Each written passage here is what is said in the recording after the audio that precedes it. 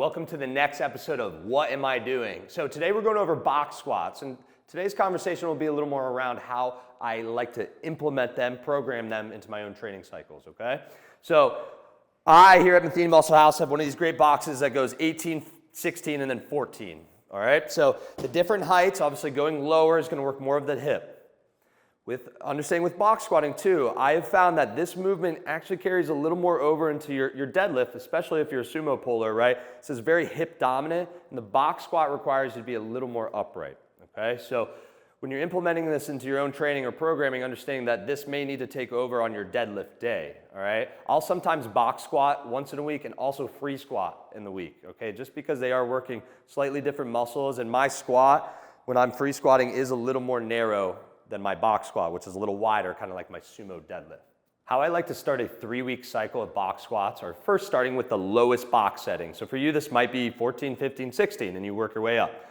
So we'll start with lighter weight in that first week, all right, but go to a lower box. Second week, we'll go a little higher, so maybe 15 or 16 inches with a little more weight on there, okay? And then the third week, we're waving up even more. Maybe we're going right to parallel, whatever parallel is for you in that third week, but this week we have the most weight on the bar. Finally, when implementing box squatting into your own programming, personally, I don't like to do 1 rep maxes to a box. I'll keep my box squat work more dynamic, okay? So we'll wave this in and trying to work on speed over weight than anything, okay? Moving that bar fast, all right? So the week 1 will go typically a 5x5, all right, a little less weight. Week 2, higher box again. We'll go a 6x3. And that final week, we'll work up to like an 8x3, maybe even 9 sets by 3, depending on where you're at in your training program and if that volume makes sense for you. So that final week, once again, week 3 will be about a parallel box height, okay?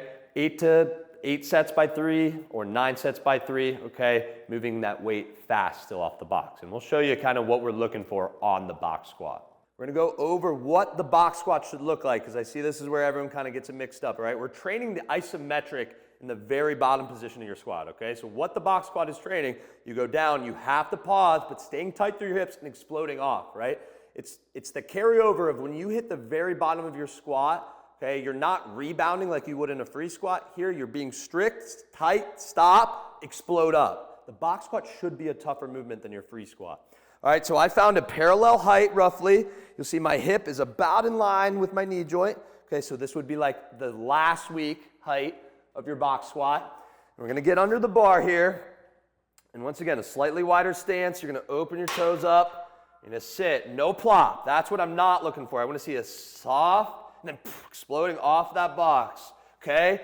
The best way I can explain it, it's like a gentle kiss. You're not going in too rough there, right?